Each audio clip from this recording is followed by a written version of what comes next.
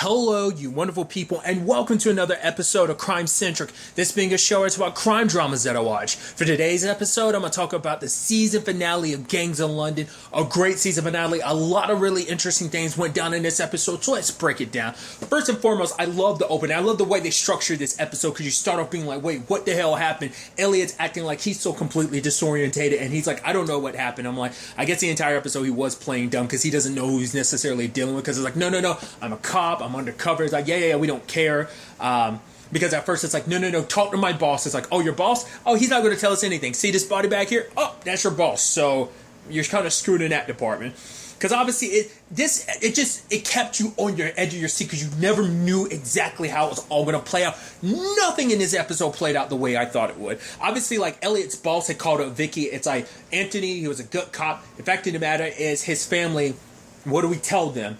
So obviously when we take Sean down, we're taking down Elliot too. It's like, I'm sorry, Vicky. I know you've dedicated so much to this. Vicky tries to call up Elliot, but Elliot's kind of dodging her calls, I guess, because of everything that went down. So she's super frustrated. You have Sean finding out. I wasn't sure whether they do that or not. Like, the fact is he got Anthony's phone. I'm like, is there going to be stuff up there? I mean, at first it's like, oh, stuff about him meeting with Shannon. I'm like, okay, I thought that might bug him. It's like, damn it, he's still. But I was like, I think that was before everything was settled about them, like, him not seeing Shannon. So I was like, oh, that'd be okay. But then it's like, oh, and here's information about him being an undercover cop. And cool. So Sean now knows.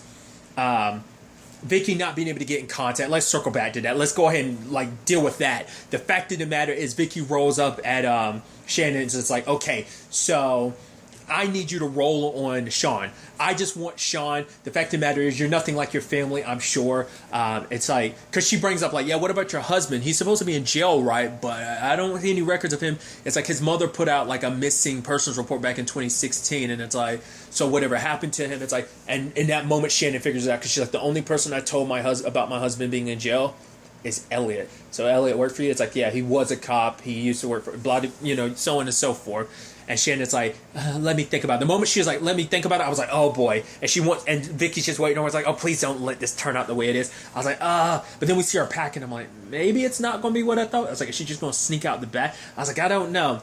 Rolls up with a shotgun and blam. I was like, I actually kind of felt bad. I was like, no, Vicky. But the thing is, Shannon was like, you don't know who I am. Because she was kind of being like, I know you're nothing like your family, you're nothing like your father and all of this. Sadly, she is. Like, when you've been a part of that world for so long, I think it's supposed to be like kind of a parallel how like Alex and Shannon are supposed to be like the parallels to like Sean and Jacqueline to a certain extent. I guess it's a little bit like Jacqueline, a little bit like Billy more so, but in the sense that Jacqueline, I guess, because of Marion was able to kind of get Jacqueline away from this world. So, but it's like, even though Shannon seems so disconnected from this world, she's neck deep in it. I think she killed Vic because it's like, right, like, oh, you're not going to threaten me, especially threaten to take away my son. Because she was hinting to the fact is that Shannon's husband was abusive. So this makes me think like, oh no, the reason why, you lied and said he was in jail, you straight up murdered him, didn't it? And I'm sure like, your dad and everyone was able to help cover that up for you. So I'm like, yeah, but the thing is, like, you kind of feel bad for Vic. It's like, oh, because it's interesting because it's like, right, the bad guys are kind of getting away. So it leaves you a little conflicted because it's not like Vic was a bad person. She was actually a good person. She was a cop, and you kind of felt bad, especially because Elliot had just hit her up like, I'm sorry. The fact of the matter is, it's all going to be worth it in the moment I take down Sean. And it's like, no, she's not going to benefit from it because she's been taken down. Obviously, your boss is like having other cops following you around to find out where you are so you can lead them to Sean, which you're trying to call Sean. Sean's ignoring you because he knows what's what. Lale finally gets her revenge because Nasir is on TV, like, talking about, like, oh yeah, the building had exploded and everything. Obviously, like, everyone's rattled by it. Kind of like, oh, this is, which, I forgot who referred to it as just straight up terrorism. I think that came up during the Elliot thing when they were just like, oh yeah, that's straight up, it's domestic terrorism. You had the meeting between Marion and Ed, and obviously the whole conversation about like, all right, just let me get Sean out of this, but out of town or whatever. It's like, nah, it's too late. He blew up a building. Like, our investors already wanted him dead anyway. You know that. They went to the trouble killing Finn. They wanted Sean dead for a while. Him blowing up the building just made it worse because for one, that's a lot of their money down the drain. A lot of, like, because he talks about later on, like 80% of the money used for that was like from like tax havens that they had and stuff like that. But also he's drawing too much attention to their business, so they don't like that. They want to stay in the shadows.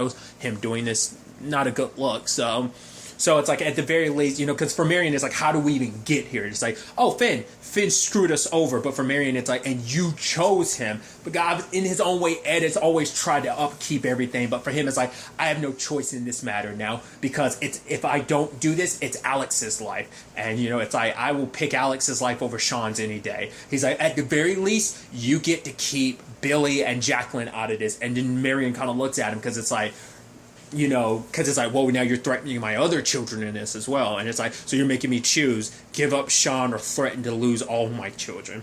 And in that moment, they kind of put guns on each other. And I guess when it was all said and done, and Marion couldn't pull the trigger, like, despite everything, because of their past, and maybe that's why, I guess maybe it speaks volumes that Ed was willing to pull the trigger when she couldn't. And I was like, damn, that sucks. Elliot called up Billy to find out where Sean is, and I love the line from Billy being like, if anything happens to my brother, if anything happens to Sean, or if he even gets hurt, I will find you, I will kill you. So that's the thing. Despite their issues and everything like that, he does still care very deeply for his brother, which is sad, considering, like, oh, you're about to leave your brother to his own devices as you and your sister bail, and I'm sure you're not going to tell your sister about the conversation. So he told Elliot what's what, because he was worried about his brother. So, I skipped over it. Like, I think I was bringing up the Lale thing. Because I got stuck on the whole, terrorism thing. But Lale goes to see Asif, and he's like, oh, I'm going to walk the rest of the way. And he runs into Lale, and she's wearing a wig and everything, but he doesn't immediately recognize her. Even in a point when he touches her hand and the scars and everything, he doesn't recognize her. And she's like, oh, I heard your son's speech or something, or I can't wait for your son's speech. And he looks down and he's got blood on his hands. So I was like, oh boy. And Asif, fear in his eyes, ends up running, trying to find Nasir, and does find him. I'm like, oh boy. The way he's sitting there, I was like, okay, what did she do to him? Turns him around, his tongue's been cut out. Ooh! And that's the sad thing, because Nasir had nothing to do with this, but that doesn't matter for Lale, because it's like, there's plenty of collateral damage that's come about because of Asif. It's like, no, like, he wants to do that, then like, no, I got to get my revenge. Which she immediately has a conversation with Sean after. He's like, did how you feel? And for her, it's like, I feel nothing. He's like, at the very least, honor the dead and, have some satisfaction from it. Because if you having nothing from it, it almost makes it pointless that you killed him. Which she's like, who are you to judge me? Like, yeah, my issues are mine. Like, I only kill people that have kind of run me over. It's like, you've left a long blood trail. You've been leaving bodies since episode 1. With the guy you lit on fire and held upside down and let him fall to his death, on all of that. It's like, plus the whole bunch of people you killed in episode 2. It's like, you've killed so much. And it's like, at the very least, for me, everything I've ever done is for my people. All the money I make, I send back to my country and stuff like that, But Sean's asking her again, is like, why are you here? And she's like, fuck you, Sean Wallace. And then they make out. I was kind of hoping that things would kind of go that route. Just because it's like, at this point, they both have nothing. Because it's like, yeah, she was willing to sacrifice her family, but it's for a greater cause. It's something beyond me. It's like, what are you doing? Why are you doing what you're doing? Because essentially, Sean's kind of acting out of a tantrum now. At least Lale, it's like, oh, I have a greater purpose with what I'm doing. So what's your reason for doing all of this? All the money and stuff that you've made, and now you're turning against these people. But it's like, at this point in time, they have no one, because even she's lost everyone, including like her sister and her nieces. She still has them to a certain extent. They cut off contact with her if they found out what she did. She talked about it a couple episodes ago. So it's like, she doesn't have anything left. So I guess they were just both kind of lost and alone. And in that moment, like, she's leaving because she's planning to go back to her own country. So whether this is the last time we actually see Lale or not, who knows? Probably not, because Asif, is fuming because I guess he knows exactly who it was. I guess now in that moment he realizes I know who that woman was. It was Lale. Maybe he knows, maybe he doesn't. Like, I think that's the point, that she's someone that's so quote unquote insignificant. I mean, granted, well, I forgot. He thought she was dead. I forgot about that. Like, when they hit the place, she was under a body, so like he didn't know. Like, so he thought she was dead this entire time, so that's why he didn't see it coming. So, but you took away a lot from her, and she returned in kind. Once again, the series was just kind of like a forefront for both his dad as well as the investors and stuff like that, which now they don't have Nasir. I'm curious to see what that means. Maybe that's also the reason why they made a lot of the moves they made this episode too, because they had to close a lot of wounds that were opened this episode. So maybe that's a contributing factor to all of this. But cutting back, like I said, between like the episode bits as well as like, you know, like what happened like the previous day to him being tortured, that big dude slapping the crap out of him, even lifting him up while he was in a chair. I was like, oh snap, that's a strong man. That's a really, really strong man. I was like, that's nuts. Even going to the trouble of waterboarding him and everything. But I also thought it was so neat how they like cut out certain conversations, because like Jevin earlier in the episode steps into a car. You could tell he was super nervous, and the lady that's talking to him, I almost halfway expected him just to stick out a gun and pop him on the street. But it's like, he's like, no, I got this, blah, blah, blah, blah, blah. And they're like, Jevin, like, you can either help yourself or we can help you. And hard cut to later on, he's out a window on the fence, it's stabbing through him, and he's just, and there's just like, I don't know if they were kind of going for a little bit of a crucifixion motif with the way they did that. Kind of can't help but think that, but it's like, oh, that sucks. Especially because Alex is like, oh, I got a way to end all this, because he's planning to meet up with Sean after everything. You know, but it's like he had got a gun because he planned on killing Sean himself. But in that moment, like, oh, he meets with Jevin. Okay, so like, okay, the investors are pissed. They're kind of closing ranks. So if I don't do what I need to, it's not just me that's screwed. My entire family's screwed. So because that was their intermediate guy. The sad thing is, it's not necessarily his fault. There were so many other aspects, contributing aspects to all of this. It's like, well, because it's like, because you failed to kill Sean, and all of this has kind of been allowed to run rampant. Plus, Finn screwed us over by taking a lot of that money, and obviously that set a lot of stuff in motion. Because let's not also forget, like, Luan's still out there too, because his wife last episode was like, yo, we leave and then you come back stronger than ever after most of your enemies are dead, which I think it kind of works out for him, but you know. But like I said, just interesting conversations getting cut out, like when Elliot gets to meet with the investors, and one in particular, and then like later on, a lady who's like, okay, like talks to Elliot, like she's pretending to be like a nurse or whatever, and she leans in and whispers something to Elliot, but we don't hear what it is. So we get the lowdown of everything. Elliot, knowing where Sean is because of Billy, rolls up at the hotel. Sean's like, oh, come on in. Goes in. The police are waiting outside just to take Sean down. And Sean confronts Elliot immediately, calling him scum. Now, this is where it really gets interesting for me, because I was like, okay, are we going to finally find out? It's like, because Sean's like, oh yeah, you lied about like the dead wife and child. He's like, no, that wasn't a lie. He's like, so why? And he's like, no, this isn't personal. I was like, wait, it isn't?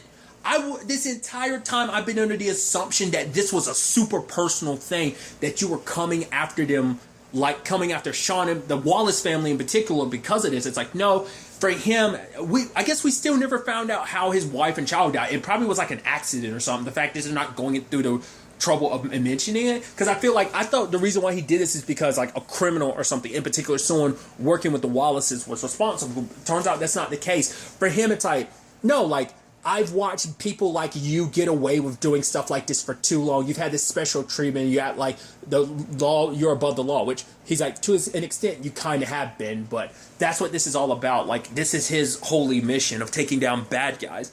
Because like maybe it's related to his wife and son. Like maybe the Wallaces aren't this necessarily the case. Maybe they're not the ones responsible for it, but maybe it was someone powerful that was allowed to just get away with it.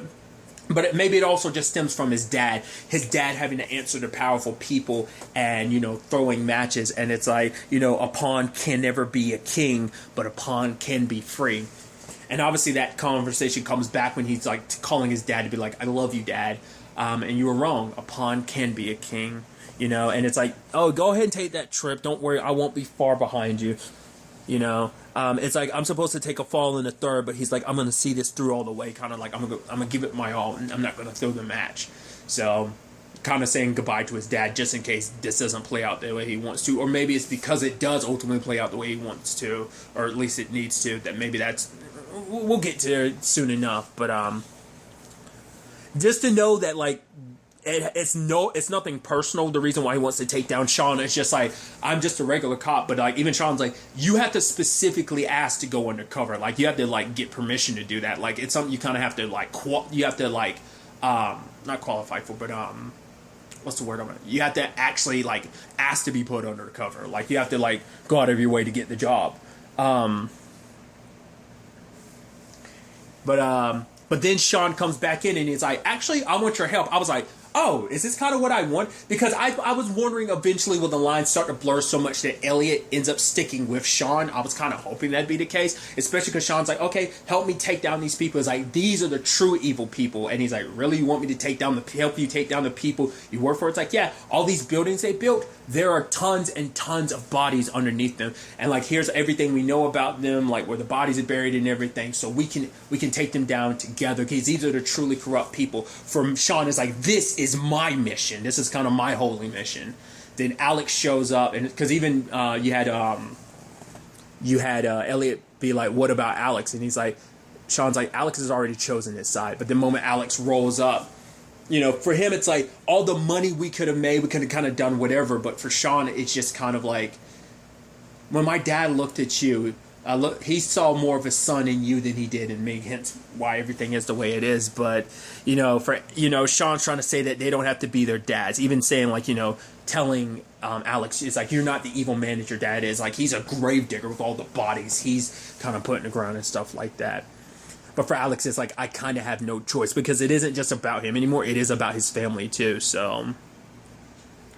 But it did seem like at the end of the day, Sean was able to reach him. I was like, because that scene was intense. I was like, I don't know how this is going to play out. And then Alex did pull the trigger. I was like, okay, Elliot's going over. I'm like, okay. And part of me was like, is Elliot going to kill Alex anyway? Because I was like, and then he kills Sean. I was like, what? Because it's like, and I was like, we find out why. It's because the investors are like, okay, you already lost one family. We don't want you to lose another one. So Shannon and Danny are getting used against him again. To be fair, we do see Sean catch a bullet in the face. No double tap like... maybe I think that's supposed to be symbolic in that way because that's exactly what happened to Finn. Once again, no double tap. But...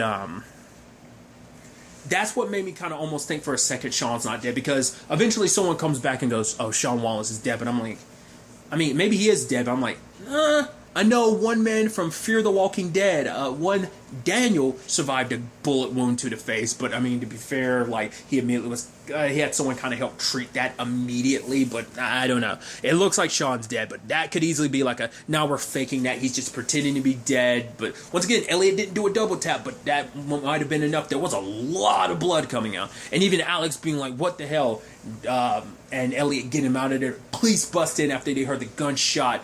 Bullets flying, running, dashing past all these people in the party. I even love the whole point when they're like surrounded in that room, that party room, and Alex and him are on the ground. Once again, like a lot of those cinematic moments like that really feel like a movie. Like those are something you could see in an action movie where it's just kind of like bullets flying, boom, boom, boom, boom, boom, and somehow once again plot armor. You don't get hit by a single bullet, no matter how much they're like spraying like crazy.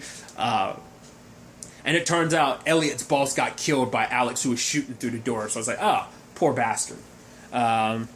They get to the roof. He tells Alex to run, because even Alex is like, who are you? Who do you work for? And it's like, shut up, go, just run. He puts the SD card like in the like missing tooth, in his gums from the missing tooth that like Sean knocked out earlier in the episode. So, and he surrenders. And obviously back to present day, it's the situation of like, okay, so, and then Elliot spouts something about immunity, the Republic of Panama, and it's like, the moment that got said, like, I guess maybe the inspectors have some, investors, I keep saying inspectors, the investors have some, I don't know what that is, like, obviously, whatever, like, some diplomatic immunity they have. Like, I guess the person he's meeting with is someone maybe from Panama and has that diplomatic movie, or at least has like the pull to do that, or maybe because we don't know how many investors this is. Is this one particular investor kind of orchestrating all this, or is it multiple investors? Because we met the one, that lady, but I mean, I don't know if the dude is just someone that serves, or if he's a fellow investor. Are there because I feel like all of this had to be one investor, but they did say like investors, so it might be multiple people that wanted Sean dead and Alex in the forefront, you know, because obviously he needed to survive this, because they need him in place for all of this. So the entire Damani family is alive, and at first you're kind of like, oh, I guess you can't say the same thing about the Wallace family. So Elliot gets let go, and it's like the guy who's pumping him for information is like, oh, he's been looking into these investors for a while. For him, it's like this is kind of been something that's been happening for, like, something he's been looking into, and he's telling Elliot, oh, you got mixed up in something dangerous, because now he's owned by these people. Like, you know, fortunately yet unfortunately, you caught their attention. You proved yourself to be a very useful pawn, you know. So, especially in that moment when he was talking about all that stuff about the immunity, he had to act tough. But then after it was all said and done, he kind of sighs to relief. He's like, oh, because he didn't think it was going to work. So he's leaving, and as he's leaving, he's thinking about his wife and child. He's thinking about Danny. He's thinking about Shannon. He's thinking about his dad. So I don't know whether that's supposed to mean, like, because obviously, like, Shannon had packed some stuff up, and like she already said, like, she had a bag packed and everything ready to go. And I think after killing Vicky, she bounced. It's kind of sad that that's the last thing she did. She could have just left, but it's like she probably knew there was no easy way of getting around Vicky. It's like he could have been like, oh, I won't work with you, and disappear. Whatever the case may be. I don't know whether that's supposed to represent like Elliot kind of saying goodbye, because now the world he's mixed up in, there's no going back to his old life, no going back to just being a cop. You know, there's no going back to his dad or Shannon or Danny. It's like, I'm better out of their lives, because if I'm not in their lives, they can never get used against me, and they won't get hurt by me. So maybe that's supposed to represent these are the people he still has in them. But I kind of get the feeling like that's more like like his dad's in Jamaica, and it's like, my dad's out of, well, at least quote unquote out of reach. Maybe Danny and Shannon are, or maybe he's going to try and hook up with them to see. I don't know. The investors. I did it again. The investors damn sure made damn sure to be like, yeah, we'll be in contact soon. Now, what that entails, who knows? But he's kind of in the deep end now. So London is screwed with just all this that's going down. Like I said, Asif is kind of allowed to run. Like, there's a lot of power shifting went. Once again, Luan's away for now. Asif is out, but, you know, he's out and about, but he has, you know, revenge. Lale's potentially out of the country right now, but Asif's still going to want her dad. So who knows if, like, Luan definitely, Asif, Lale, I don't know if we'll see her again or not. It begs a lot of questions. And then we got the interesting, I guess, post-credit scene of Marion. At first I was like, okay, we're going to find out she's faking or something, but a lady nearby is like, after everything, it's like, walks over to Marion, it's like, I'm going to help you. It's like, she knows who Marion is and everything. So I'm like, is that supposed to be someone that works with the investors? Is this supposed to be someone else? You know what? I'm so stupid. Is that baby carriage and everything? I'm so stupid. Is that Floriana? I didn't think about it. I was just like, is this some random lady? I didn't look close enough, because I'm like, right, you stupid idiot. That's another thread that's never been closed up. Was Floriana. I was like, I feel so stupid for that. Isn't Leaf still alive? Him and his grandma. So, like, I guess they could always get called upon. Well, not grandma, his mom. I don't think Leaf got killed. I think he's still alive. Like, I think he's the only one of his main team still alive, potentially. I mean, obviously, you know, so they could always get called in by the investors at some point in time. But it's like, right, it didn't click in my head until just now. I'm sure if I go back, I mean, correct me if I am wrong. Like, if I'm wrong, like, do call me an idiot. Be like, no, that's not the case. But that was Floriani at the end. Like I said, I feel so stupid for not even thinking about that. It's like, oh, that's making that scene even more ironic. It's like, right, the wife being saved by the mistress. It's like, I'm here to help you. She has a bit of a grudge against you, so I'm curious. I don't know, man. Once again, like, so if she's alive, that means sadly Sean's the only one that died, following it. I wasn't expecting that. I would have expected out of anything like Sean would have survived. Like, I would have thought him and Elliot would have worked together. Once again, that's before he found out about Elliot being a cop, but then the moment he found out Elliot was a cop, it's like, oh, you can still help me. I was like, oh, they could still be a team. I mean, to be fair, Sean's an uncontrollable psychopath, but I was still kind of like, I'm kind of bummed to know he's dead. Once again, this could be a red herring, and it's like, no, he survived.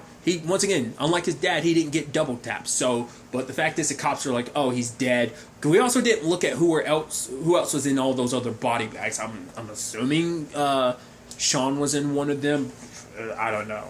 But I also think it's interesting, like the final shot. Well, before we went to Marion, was like looking at the smoke from where the building was and everything. So, it kind of takes your mind different places on where things could potentially go in the future. Because Gangs of London had already been renewed for a second season, I believe, like back in 2020. Once again, like the airing situation between like some shows like internationally and here in the States is always so weird. Because Outcast had a very similar situation. I mean, regardless, I'm not about to go into a whole tangent about it. It's just interesting. But from what I was reading and some of the stuff I was looking at, it was suggesting like it won't be until 2022 when the next season comes out, something like that. Regardless, I'm very, very excited to see where season 2 takes us with all of this. Elliot still has that information, whatever it is that Sean gave him. So I guess even if Sean is dead, which once again I'm still unsure, he gave one last middle finger, not only with blowing up the building, but also giving Elliot the thing that potentially could take these people down. Also curious, once again, just like what the state of London's going to look like in season 2 with just the power vacuum and everything, and what kind of situations Elliot's going to find himself in season 2. A lot of questions, a lot of stuff to keep in mind. But really, that's all I want to talk about. Till the next time we meet, be happy, be safe, live life to the fullest, and enjoy it. Good day, and goodbye.